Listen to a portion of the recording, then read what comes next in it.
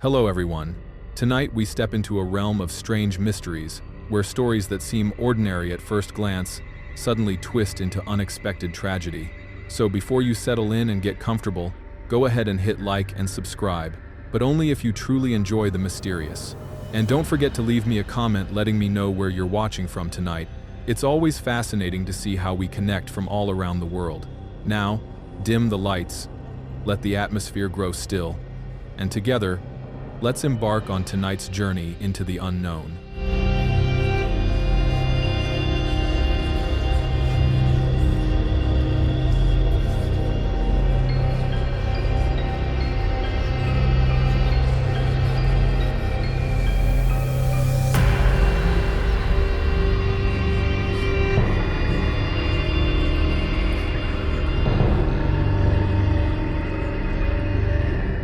On June 14, 1959, a brand new attraction opened at Disneyland in California, the Matterhorn bobsleds. At the time, it was the world's very first tubular steel roller coaster. Every port points something completely unique. It quickly became a signature draw for the park, and for more than 6 decades it has thrilled millions of visitors each year. But over its long operation, the ride has also borne witness to 2 fatal accidents. The idea for the Matterhorn bobsleds came directly from Walt Disney himself, while he was working on the live-action adventure Third Man on the Mountain in Switzerland. The film followed a young man's attempt to climb the same peak that had claimed his father's life, and many scenes were shot on the slopes of the actual Matterhorn. The dramatic alpine scenery made a deep impression on Disney. Having recently opened the now world-famous Disneyland, he purchased a postcard of the Matterhorn and scrawled a brief message to one of his park architects. "Vic, build this. Walt." At the same time, Disney executives were already considering a new attraction to replace an area called Holiday Hill, UST, a man-made mound of dirt left over from the park's original construction. For years, it had served as little more than a picnic spot. The leadership wanted something bolder, and Walt's postcard set the theme in motion. Thus, the Matterhorn bobsleds were born. The American Bridge Company was contracted to build the steel track, which wound inside and out of a hollow mountain designed to replicate the real peak. The man-made Matterhorn rose about 150 feet, but by using forced perspective techniques, it appeared taller from the ground. The ride vehicles were styled like alpine sleds, with riders seated single file. Uniquely, the park's Skyway cable cars also passed directly through the mountain, allowing guests on 2 separate attractions to wave at one another in passing. When the bobsleds officially opened in 1959, they were an instant success. Over the years, Imagineers upgraded the interior, adding rockwork, animatronic figures, and special effects. It soon became one of Disneyland's most beloved rides, fast and thrilling, yet gentle enough for most children to enjoy. But on the night of May 15, 1964, 5 years after the debut, tragedy struck. Mark Maples, a 15-year-old boy, had come to the park with friends for a local club event. Near midnight, Mark boarded a sled, sitting in the middle seat with 2 companions. At the time, guests were held in place by simple lap belts with friction clasps. Operators checked them before dispatch, but once the ride began, a determined rider could undo the belt on their own. No one knows exactly how Mark's restraint came loose. Disney maintained it should have been impossible, since employees were required to check every belt twice before launch. Some speculated that Mark unbuckled it himself, or that his friends released it in a prank or as part of a rite of passage. Whatever the cause, the belt was undone. Inside a dark tunnel, Mark stood up, lost his balance, and was thrown from the sled, striking his head violently. When his sled returned to the station, his friends told staff what had happened. At first, operators did not believe them, until riders from the next train also reported seeing a boy fall. Mark was soon found with catastrophic head injuries, unconscious. He was rushed to the hospital, placed on life support, but never regained consciousness. After 3 days, he passed away. The Anaheim Police Department and the Orange County coroner investigated, recreating the accident scene multiple times. Ultimately, they ruled it an unfortunate accident, stressing that the ride was safe if rules were followed. The Matterhorn bobsleds reopened quickly with no major changes.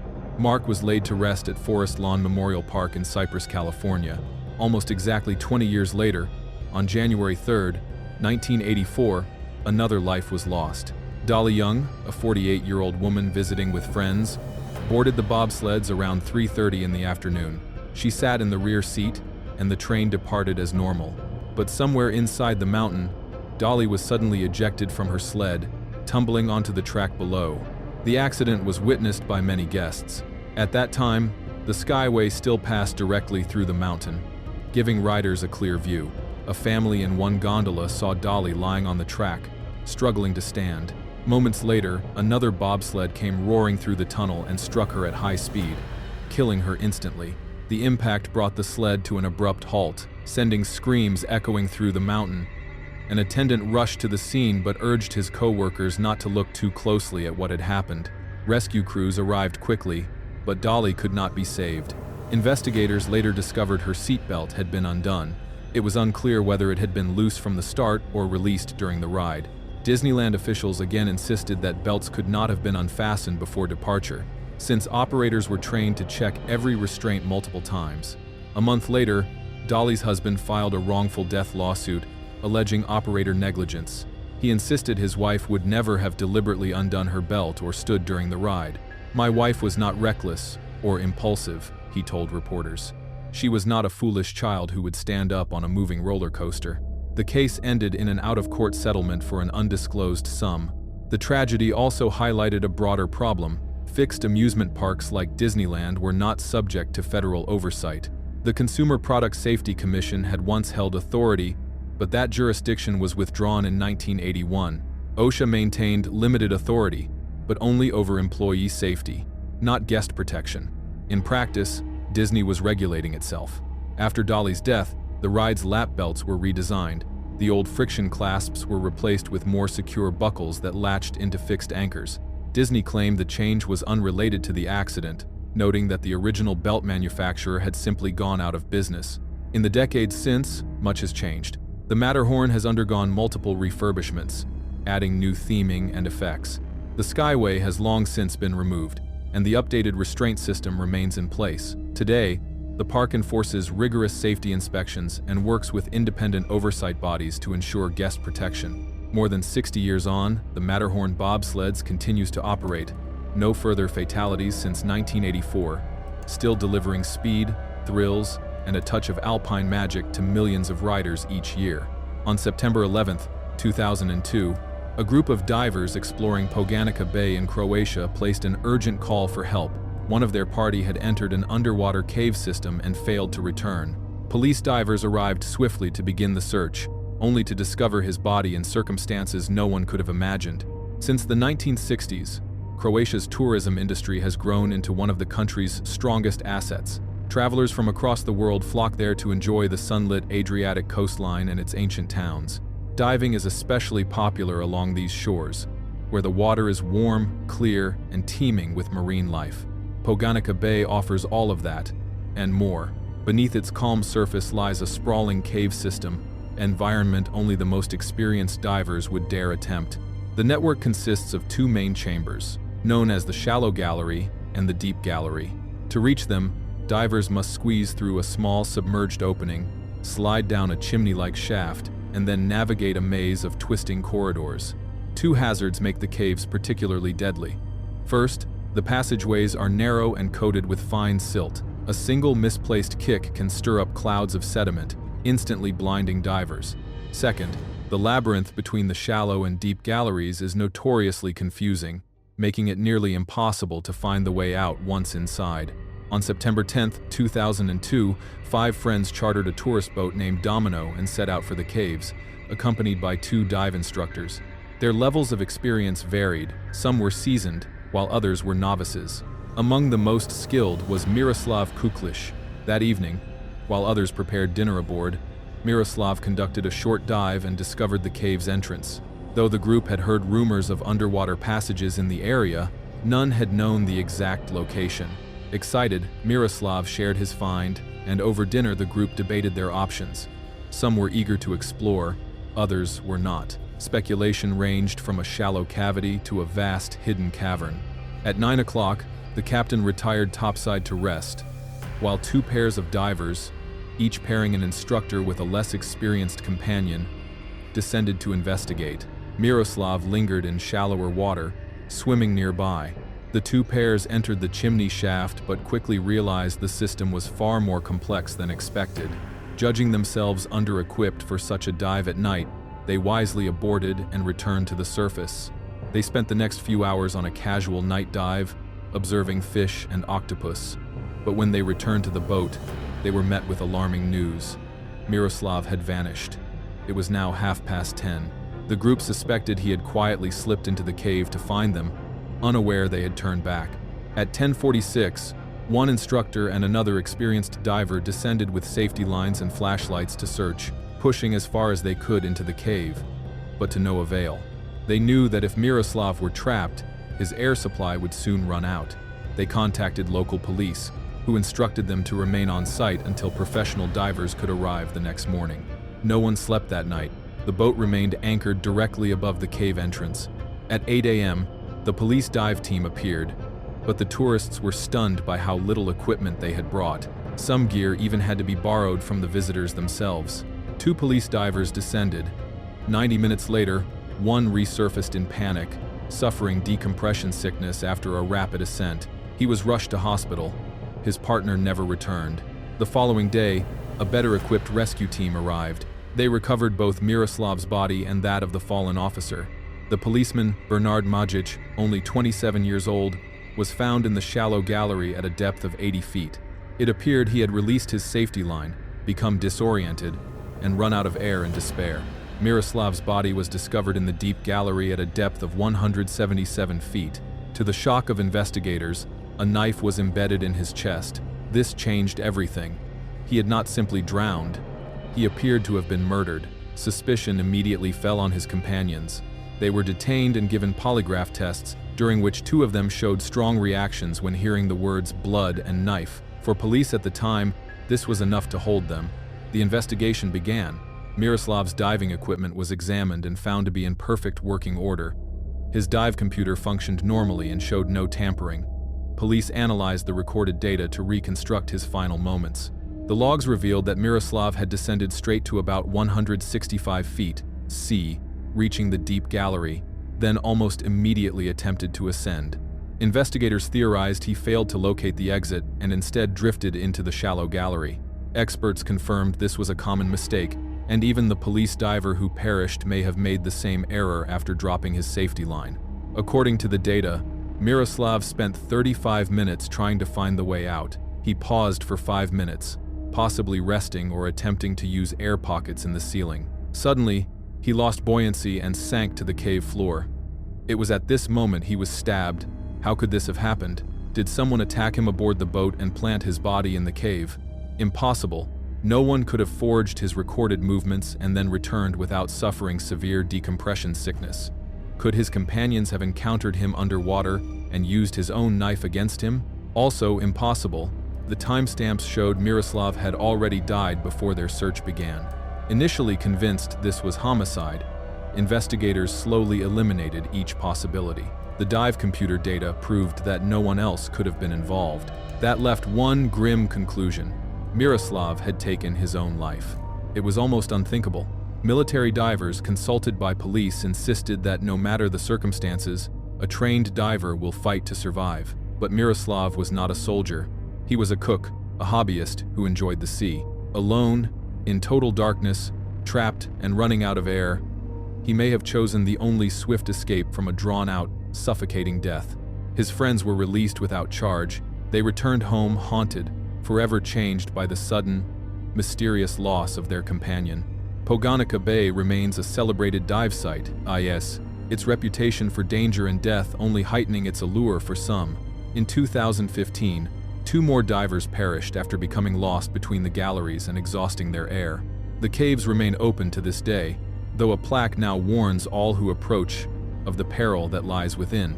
On July 23, 1982, a film crew was shooting a feature-length adaptation of the famed science fiction horror anthology, The Twilight Zone.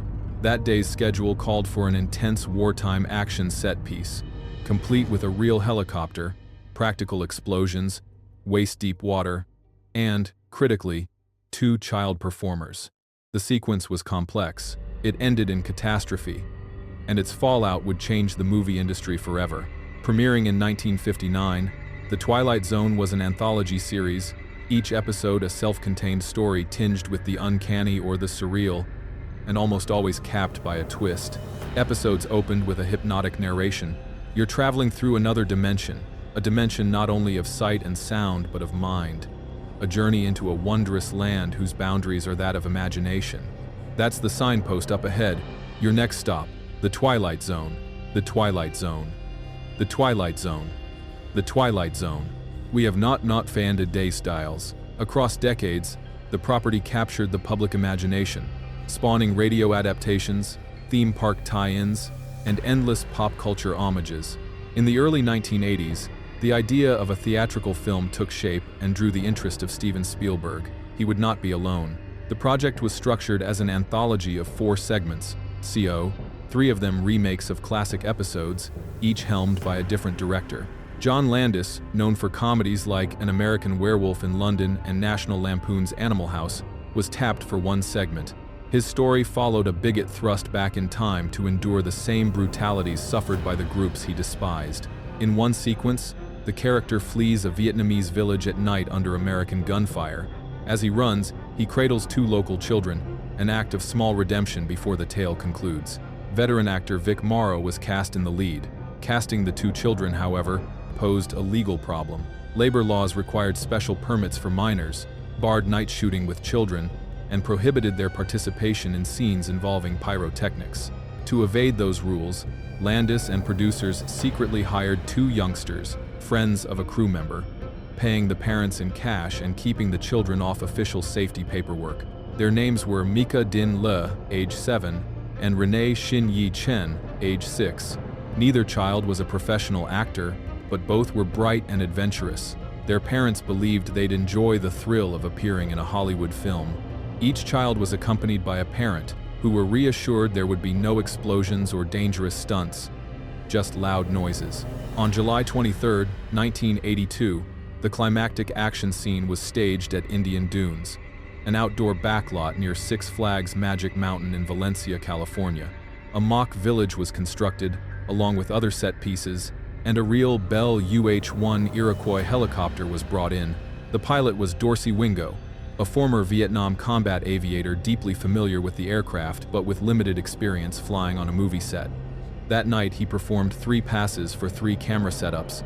The first was uneventful.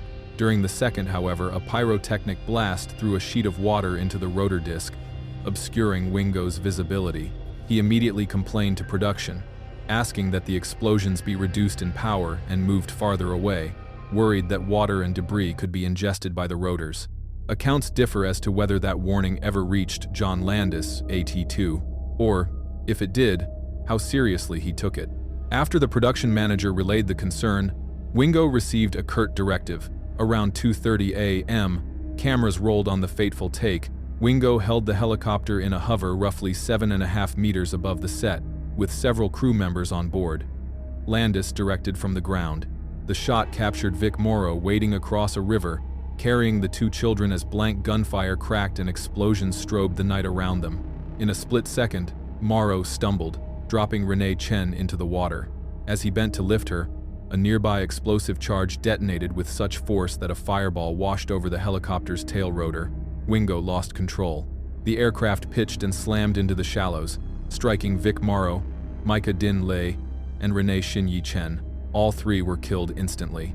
Emergency services mobilized immediately, but the injuries were unsurvivable. Wingo and several others aboard the helicopter were transported to the hospital with minor injuries and were soon released.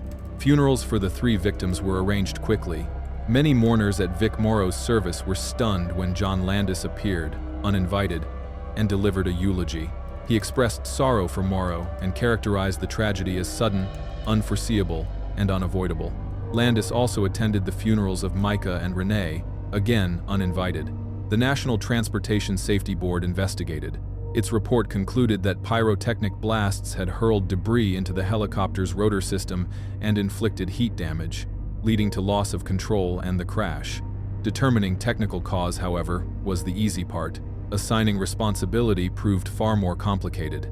Criminal and civil cases followed, Several senior crew members were acquitted. Pilot Dorsey Wingo faced criticism for not pressing his safety concerns more forcefully and for later testifying that Vic Morrow could have moved out of the way. He was ultimately cleared of criminal charges. John Landis drew the most scrutiny.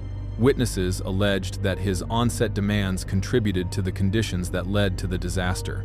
Some claimed that moments before the crash he shouted for the helicopter to fly lower. Others recalled hearing him joke about going to jail for hiring kids illegally or even losing the helicopter. There were additional allegations that Landis had ignored safety advice and previously used live ammunition to shred foliage for practical effects. Landis denied the claims and was acquitted in criminal court. Multiple civil suits were later settled out of court in favor of the victims' families. A year after his acquittal, Landis reportedly invited members of the jury that had cleared him to a private screening of his next film as a thank you. His career continued, long and successful. The tragedy prompted sweeping reforms in Hollywood. Warner Brothers drafted stricter guidelines for hazardous shooting conditions. The Directors Guild of America established a hotline to field urgent safety questions from producers and directors, while the Screen Actors Guild opened its own line for members to report unsafe sets. Pyrotechnics oversight tightened considerably. Filmmaking, especially productions heavy with stunts and complex action, has always carried risk. Safety issues have never vanished entirely. Even so, the post-Twilight Zone reforms marked a turning point, giving industry professionals clearer avenues to recognize, report, and prevent danger. Twilight Zone. The movie was ultimately released, with a shortened version of the first segment. Reviews were mixed, but the film performed well commercially and helped sustain the franchise's cultural pull. Years later, Steven Spielberg, FTT, once a close friend of John Landis, who severed ties after the tragedy, said, "No movie is worth dying for. I think now, more than ever, people will stand up to producers and directors who push too hard." On November 13, 1965, the American passenger steamship SS Yarmouth Castle was en route from Miami to Nassau when fire broke out on board.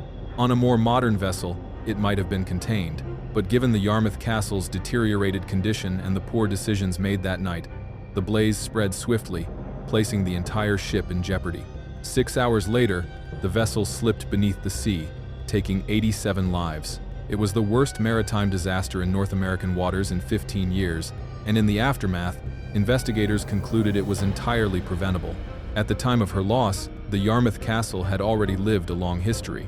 Launched in 1927 as the Evangeline, she once sailed the New York, Boston, Yarmouth, Nova Scotia route in some elegance, boasting a library, writing room, music lounge, glass-enclosed promenade, smoking room, 2 social halls, and a ballroom. But the years had not been kind.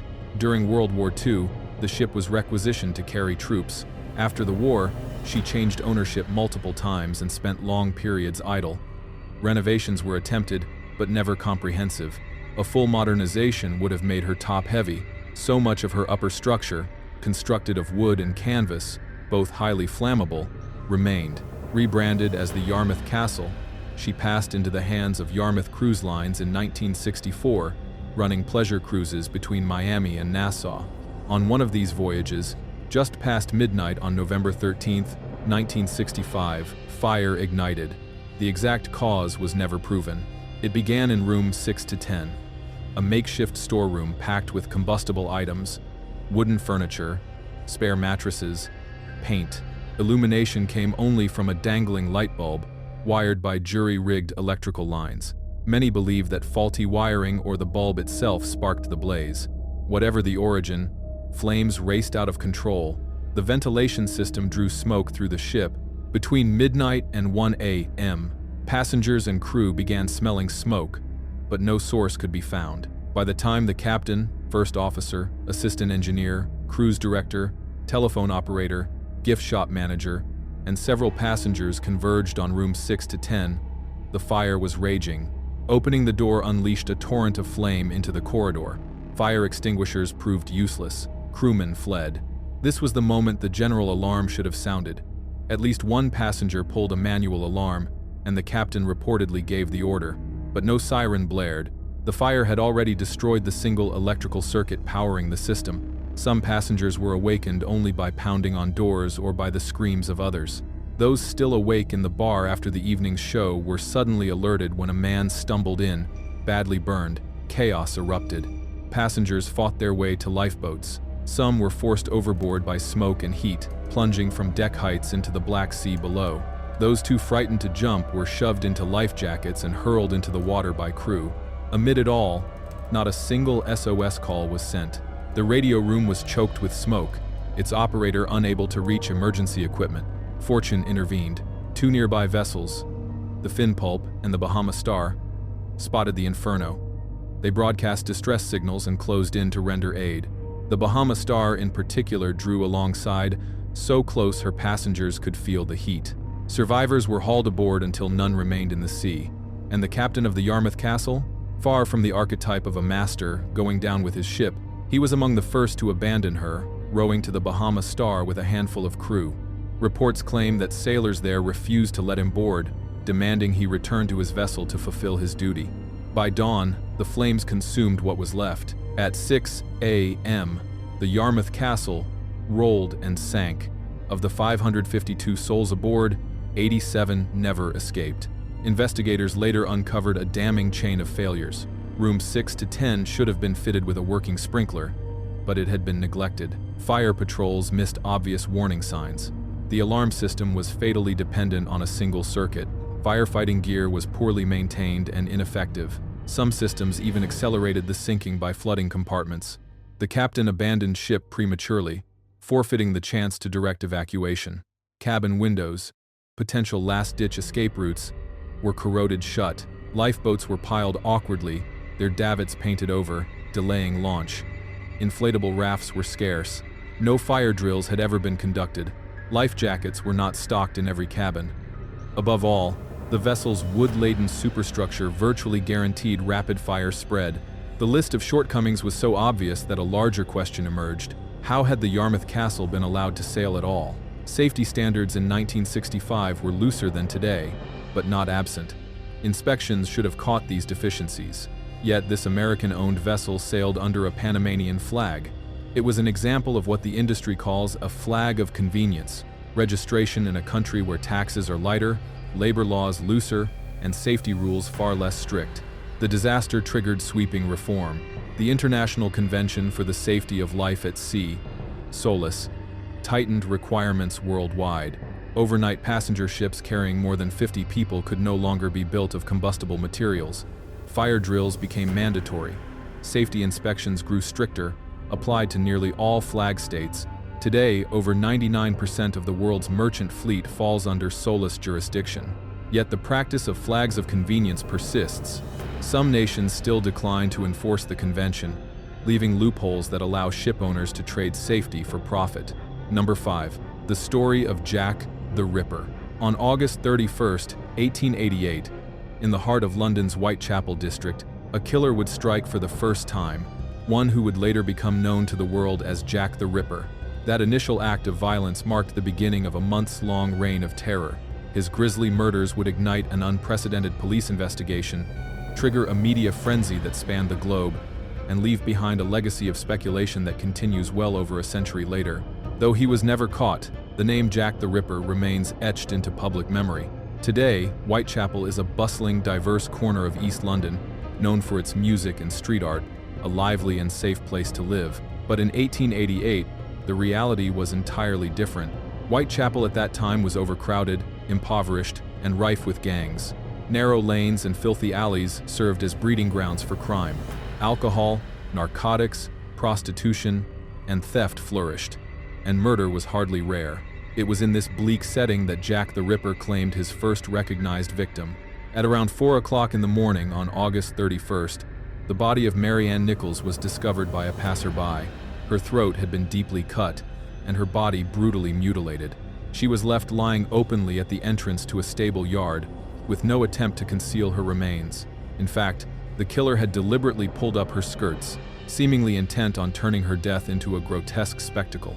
Like many of the Whitechapel victims, Mary Ann Nichols lived a life of hardship. At the time of her death, she was effectively homeless, moving between lodging houses and workhouses, surviving on handouts and the meager earnings of prostitution. It is likely that on that final night she was attempting to make enough money to pay for a bed in a local lodging house.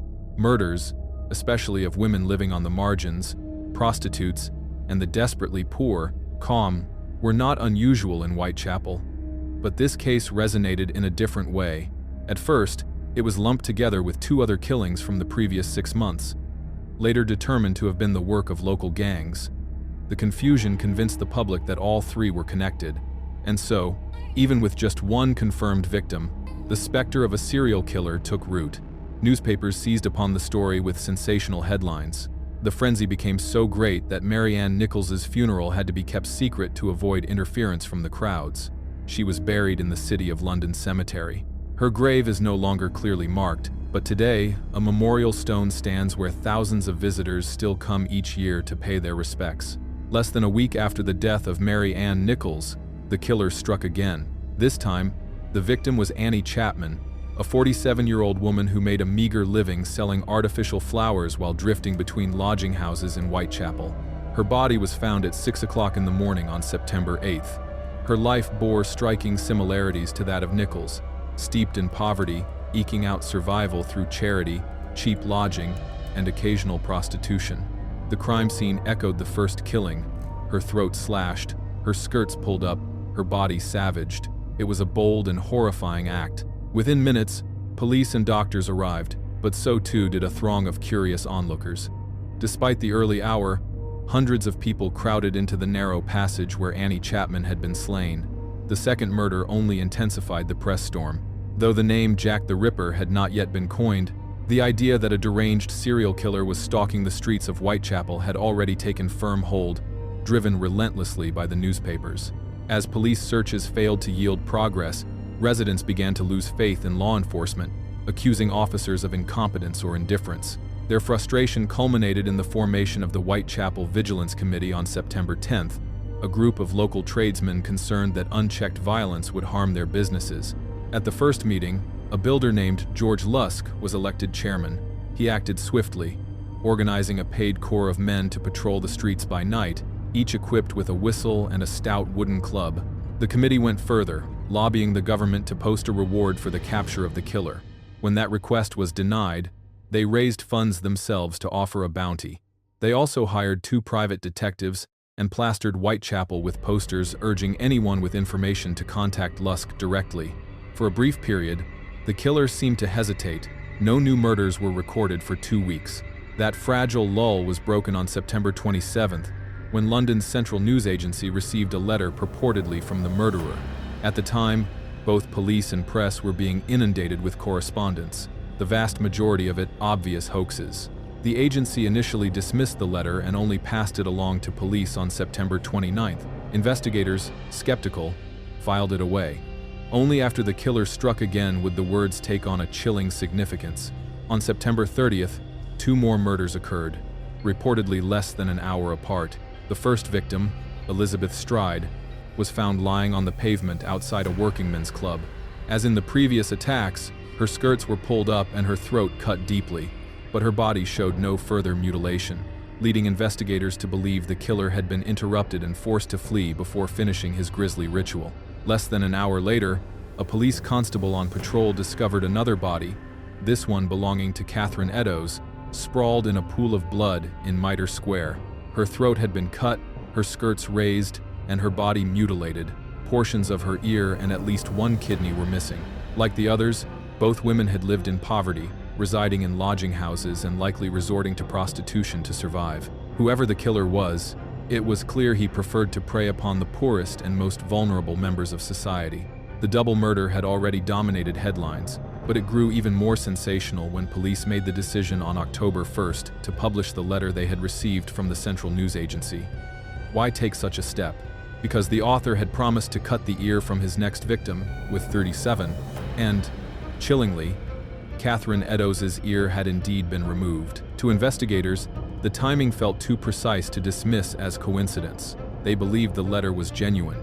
Once released, it was splashed across newspapers throughout the city, the hope being that someone might recognize the odd handwriting, or perhaps the peculiar misspellings and strange turns of grammar. But publication had another unintended consequence. It gave the Whitechapel murderer a name. The writer had signed it Jack the Ripper. That nickname spread across London with astonishing speed. While his brutality filled newspaper columns at home and abroad, efforts to uncover his true identity made little headway. Police combed through every dwelling in Whitechapel. Thousands of suspects were interviewed, and nearly 100 were detained at various points. Speculation fell both on particular individuals and on broad classes of workers. Some suspected the killer was a butcher or slaughterhouse laborer, pointing to the way he had dissected his victims. Authorities considered this theory credible enough to investigate and eliminate dozens of local butchers. Yet despite the vast scope of the inquiry, tangible progress was minimal. Whitechapel residents grew increasingly angry, fueled further by harsh press coverage.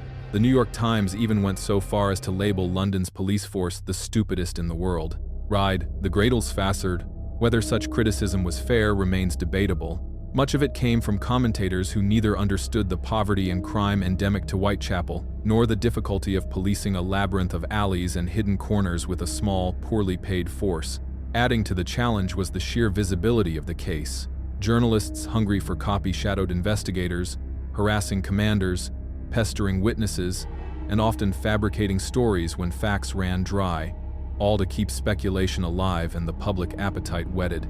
The frenzy also unleashed a flood of correspondence. Thousands of letters poured in from across the globe, ranging from baseless rumors to outright hoaxes. Many claimed to be from the murderer himself, though nearly all were quickly dismissed. Two, however, stand out. The first was a postcard later nicknamed the Saucy Jackie. In it, the writer boasted he would soon stage a double event. Many believed this referred to the killings of Elizabeth Stride and Catherine Eddowes. Though the postmark confirmed the card was sent only after news of the murders had broken, police still considered it significant enough to publish. The second letter, never released publicly at the time, arrived directly at the home of George Lusk, chairman of the Vigilance Committee.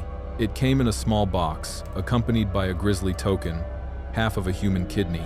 The note claimed it had been taken from Catherine Eddowes, and that the sender had fried and eaten the remainder, though the handwriting did not match the other two communications, leaving investigators uncertain.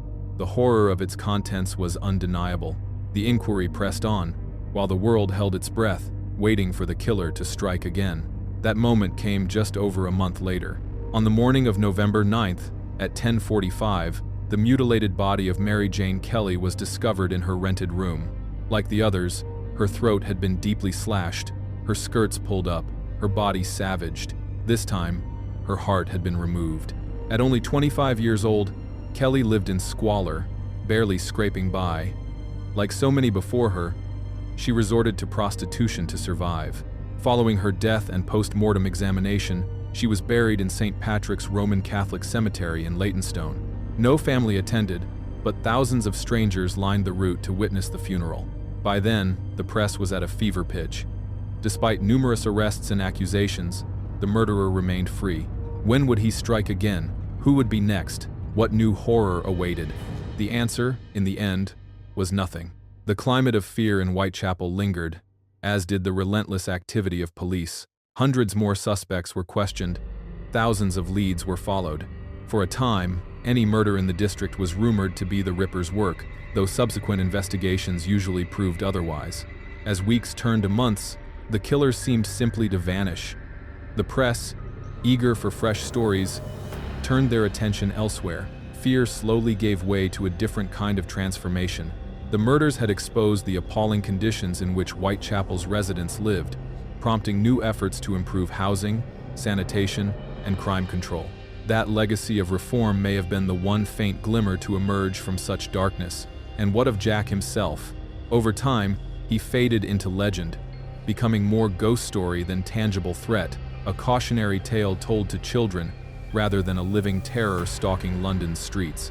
Investigators continued to pore over the meager evidence, but Jack the Ripper, whoever he truly was never found. To this day, his identity and his motives remain a mystery. Perhaps it is precisely that void which ensures his story endures. In 1888, a serial killer haunted the alleys of Whitechapel, and the world drowned in speculation. More than a century later, that speculation remains. With every retelling, each new theory, every lurid headline, the details grow hazier, the atrocities more distant, and the fundamental truth all the more clear, we will never know for certain the real story of Jack the Ripper. Number 6. The story of the Radium Girls. On April 24, 1902, after years of painstaking research, Marie and Pierre Curie succeeded in isolating a completely new element, radium. At the time, many believed this discovery held boundless promise. Almost overnight, radium began appearing in everything from cosmetics and ceramics to tonics and jewelry. What no one understood then was that radium was in fact extremely dangerous. The popularity of the element in the years immediately following its discovery is difficult to overstate. Radiation remained poorly studied, yet it carried a certain mystique, closely associated with progress and health. It was already known that radiation could destroy cancer cells, but the devastating effect it had on healthy tissue was not yet appreciated. Adding to the allure was its strange glow in the dark, an effect that seemed almost magical to observers of the early 20th century. Convinced it possessed miraculous healing power, opportunists quickly promoted radium as a cure-all. Before long, radium had crept into nearly every corner of consumer life. One could buy chocolate or candy laced with radium, or purchase drinking flasks lined with it. It was found in cosmetics, skin creams, toothpaste, and countless personal care products. In shops, it appeared as radium plasters, radium ointments, radium syrups, even radium suppositories, each touted as a universal remedy. Customers could also visit radium spas, where they would soak in baths or steam rooms infused with the element. When the First World War erupted, radium found a new purpose. Mixed into paint, it caused surfaces to glow in the dark. This made it an ideal material for coating watch dials, instrument panels, and measuring devices. With radium, soldiers on the battlefield could read their equipment at night without cumbersome lamps. Beginning in 1917, demand for radium-coated dials skyrocketed. How welcome news for the United States Radium Corporation. The company had already been mining and processing uranium, but now it expanded into the production of luminous paint, marketed under the name Undark. With wartime demand surging, business boomed. Within a year, the corporation had opened multiple facilities, including a factory in Orange, New Jersey, dedicated to painting watch dials. For many local women, securing a job there was seen as a stroke of luck. It was considered good work, paying well, requiring skill, and far more respectable than many other options available to women of the era. Above all, it was thought to be safe, certainly safer than munitions work. Little wonder, then, that so many young women applied. The task seemed simple enough. Dip a fine brush into radium paint and apply it to the numerals and hands of the watch face. For precision, workers were instructed to point their brushes with their lips after each stroke. They were also told that radium exposure was not only harmless but beneficial. To the public, radium was not poison but a tonic for health. Many people paid dearly to visit radium spas or buy radium products. The dial painters, however, had free access to it. They playfully applied it to their teeth and fingernails, creating a phosphorescent glow when they went out dancing at night. As the years passed, hundreds of thousands of watches rolled off the line. The war dragged on, then finally ended, bringing relief to the nation. But a terrible fate soon began to overtake the former workers of the United States Radium Corporation. One by one, the women began to fall ill. As the 1910s gave way to the 1920s, hundreds of dial painters developed painful problems with their teeth and jaws. Many found themselves in dental chairs again and again, losing more teeth each time. They grew weak, racked by constant pain. In some cases, doctors discovered their jawbones riddled with holes, so brittle and porous they resembled honeycomb. Despite the mounting evidence, few believed their pleas. When 22-year-old Molly Maja died after years of agony, her cause of death was falsely recorded as syphilis.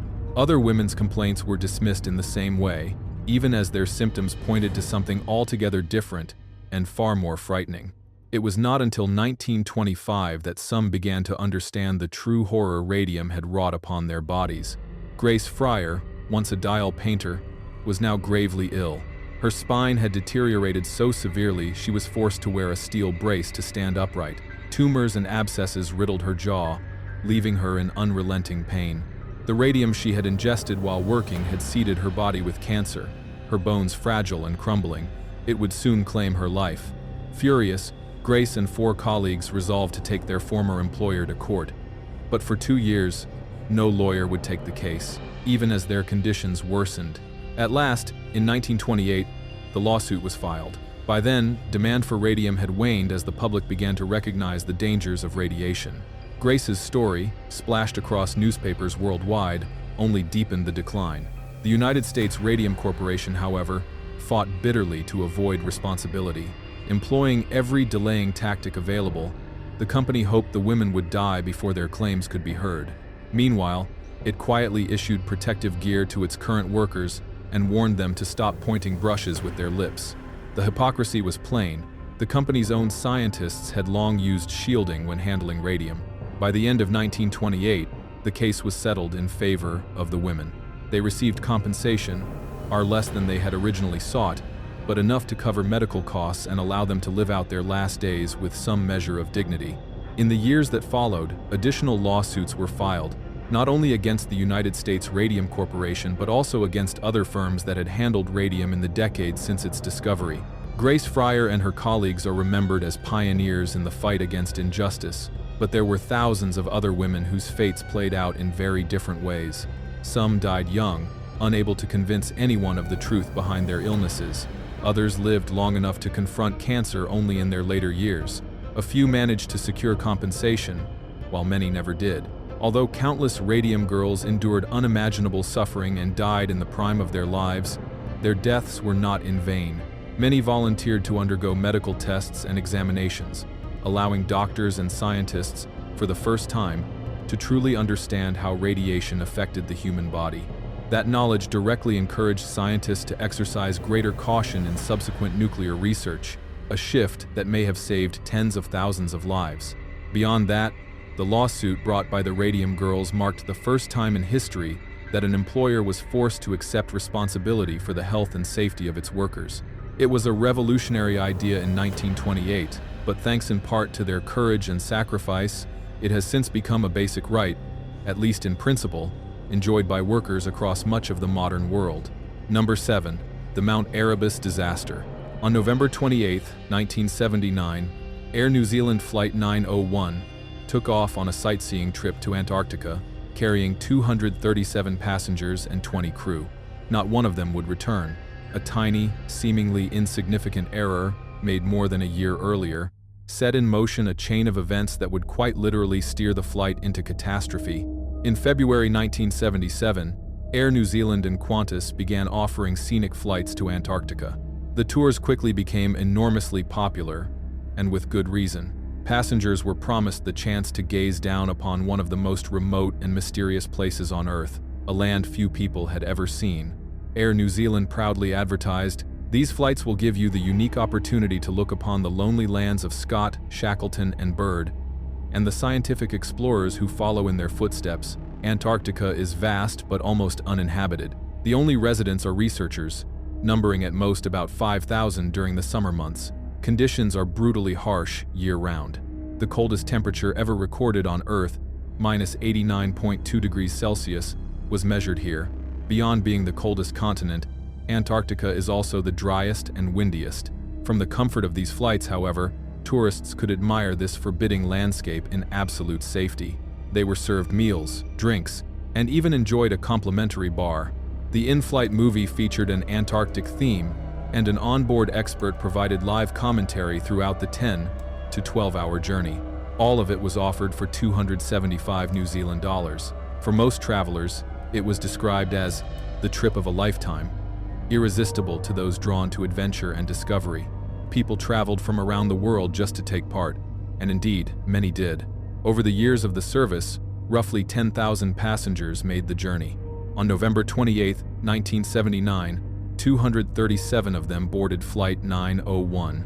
That number was about 15% below the aircraft's maximum capacity, a perfectly normal practice on scenic flights where empty seats allowed passengers to move about more freely. Commanding the flight that day was Captain Jim Collins, assisted by First Officer Greg Casson. Both were highly experienced pilots, though neither had flown to Antarctica before. They had completed a route briefing, including a 45-minute simulator session and a printed flight plan charting the course, from Auckland south to Cape Hallett, then along the coastline to the Ross Sea. From there, they would descend into McMurdo Sound, MAR, the waters west of Ross Island, where Mount Erebus, an active volcano standing 12,451 feet high, dominates the landscape. Over this expanse, they planned 2 wide descending turns through the clouds to give passengers a closer view, before heading north again to Christchurch for refueling and a crew change, then finally returning to Auckland. At 8:30 that morning, passengers and crew boarded the McDonnell Douglas DC-10. The first 4 hours passed without incident. By midday, the crew was in frequent contact with McMurdo Station and the nearby Williams Field Control Tower. Then, at 12:49 p.m., all communication abruptly ceased. By 2 o'clock, barely an hour later, the United States Navy issued an urgent alert, dispatching 3 aircraft to search for the missing DC-10. According to schedule, Flight 901 was due to land in Christchurch at 6:05 that evening. At first, families waiting at the airport were told the flight was delayed, nothing unusual. But as the hours passed, unease grew. By 9 o'clock, roughly 30 minutes after the plane would have run out of fuel, Air New Zealand formally admitted to the press that the aircraft was missing. Just after midnight, American search teams spotted wreckage strewn across the slopes of Mount Erebus. The next morning, at 9 a.m., helicopters reached the site and confirmed the grim truth. All that remained was the shattered fuselage of Flight TE-901. There were no survivors. The aircraft had flown straight into Mount Erebus and exploded, scattering debris down the mountainside. Among the wreckage lay hundreds of bodies, loved ones who now had to be recovered and identified. The task became a massive logistical challenge. Rescue teams set up camp on the slopes near the crash site, working 12-hour shifts beneath the unbroken white daylight of the Antarctic summer. They endured scavenging birds, bone-numbing cold, limited resources, and, above all, the psychological torment of handling the broken remains of so many victims. Yet, they persevered with bravery, ultimately identifying all but 44 of the dead. In the wake of the crash, an investigation was launched. New Zealand's Chief Inspector of Air Accidents, Ron Chippendale, concluded the cause was pilot error, blaming the crew for descending below the clouds without being certain of their exact position. He argued that such a maneuver had never been authorized and should not have been attempted, but this finding was quickly undermined. Public evidence, Air MS, including travel magazines published by Air New Zealand itself, showed that low-altitude descents over McMurdo Sound had been promoted as a routine highlight of earlier flights. Flight data revealed that previous tours had indeed flown at similar altitudes. Under growing public outrage, the government ordered a second inquiry, this time led by High Court Judge Peter Mahon. Mahon's 1981 report told a very different story. 14 months before the accident, the company's route data had been digitized. In the process, a single entry error was made. A longitude meant to read 166 degrees was mistyped as 164. That tiny discrepancy shifted the planned track directly across Mount Erebus, instead of safely over McMurdo Sound. Because the revised route over open water seemed more reasonable than flying across an active volcano, the crews never questioned it. More than a dozen flights had unknowingly followed the wrong course. On November 14th, just 2 weeks before the crash, one pilot noticed the discrepancy and reported it. An official attempted to correct the data, assuming he was merely adjusting a navigational fix point from one station to a nearby airfield. In reality, he had unknowingly shifted the entire route eastward by 27 miles. The crew scheduled to fly the next day was never told. Their printed materials still showed the original McMurdo Sound track. Believing they were on that course, they in fact headed straight for Mount Erebus. Should the crew have realized they were not over McMurdo Sound? In practice, it was impossible. This was their first Antarctic flight. Worse still, they encountered the phenomenon known as whiteout, when the bright sky and snow-covered ground blend seamlessly together, erasing all contrast. Visibility was technically unlimited, yet the looming mountain ahead was invisible. Mahon's findings fully exonerated the crew. He went further, accusing senior managers and pilots at Air New Zealand of conspiring to cover up the mistake, constructing what he called an orchestrated litany of lies. The airline was ordered to pay more than half the costs of the inquiry, though it later won an appeal in the nation's Supreme Court. It took 3 decades for Air New Zealand to issue an apology, and even then it was only for the handling of events afterward, not for the accident itself. Only in 2019, Every aft 40 years after the crash, did the airline finally offer a full apology.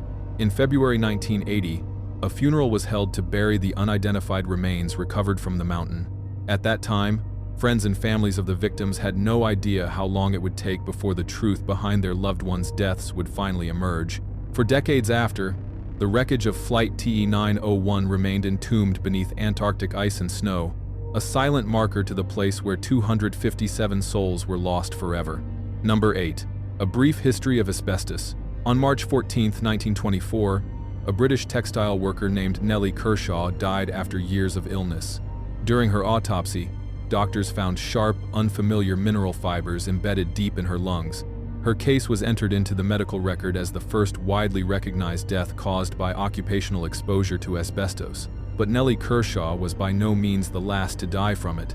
Asbestos is a naturally occurring mineral, often white and fibrous in form. It combines a unique set of properties: fire resistance, excellent thermal and electrical insulation, and durability against many acids and chemicals. Its fibrous structure allowed all of these qualities to coexist in a material that was flexible and easy to work with. This combination made asbestos useful throughout history. Evidence suggests that prehistoric people mixed asbestos fibers into clay to create sturdier cooking pots. In ancient Egypt, asbestos cloth may have been used in the mummification process to help preserve bodies. In ancient Persia, wealthy families sometimes owned handkerchiefs woven from asbestos fibers. Remarkably, they were fireproof and could be cleaned by throwing them into the flames, which burned away the dirt but left the cloth intact. Within the Roman Empire, the wicks of ceremonial lamps were often made from asbestos. Soaked in oil, they burned steadily without being consumed, allowing lamps to last far longer. Even blankets woven from asbestos were used in cremation rites, since they would not burn and could separate the ashes of the deceased from the ashes of the fire. The Roman author and naturalist Pliny the Elder, not to be confused with Pliny the Younger, noted that slaves who worked with asbestos often became ill, though he did not know why. Perhaps it was already recognized in antiquity, as some refused to buy slaves who had labored in asbestos mines, believing they would not live long. Still, asbestos continued to be used for centuries until the 19th century, when interest in the mineral surged. Sir William Edmund Logan, a Canadian geologist, exhibited asbestos samples in London. Audiences were astonished by its versatility, and demand rose rapidly. Asbestos soon found its way into countless everyday products: heat-resistant gloves, ironing board covers, pipe insulation, floor tiles, wall panels, and more. It was sprayed into railway carriages, pressed into construction boards, wrapped around electrical wiring, added to banknotes to make them fireproof, sewn into firefighter uniforms, built into automobiles, woven into blankets, and used in an almost endless array of applications. Soaring demand drove global production. Asbestos was mined in Canada, Russia, Zimbabwe, and many other nations. Factories worldwide transformed raw asbestos into goods, embedding it deeply into the construction and shipbuilding industries. In short, asbestos was everywhere. By the early 20th century, however, doctors began to notice a troubling pattern. Asbestos workers died younger than their peers. In 1906, a London physician identified the death of a 33-year-old man as directly caused by asbestos. In 1924, Nellie Kershaw's passing, after years in the textile mills, was published in British medical journals. By then, suspicion had grown that asbestos was dangerous, though few understood the exact mechanisms. Workers' illnesses were broadly described as asbestos poisoning. In truth, asbestos is not a poison. Its danger lies in dust, microscopic fibers easily inhaled. Once lodged deep in the lungs, the fibers remain, and the immune system reacts by forming scar tissue around them. The more fibers inhaled, the more scarring develops. As scar tissue thickens, lung function declines, leading to coughing, wheezing, and shortness of breath. Eventually, fibrosis can progress to the point that the lungs no longer function, resulting in death. Beyond scarring, asbestos exposure can also trigger an especially deadly cancer known as mesothelioma. In most cases, once diagnosed, the patient has only a few months to live. The greatest risk came to those most heavily exposed: factory workers, shipbuilders, and construction crews.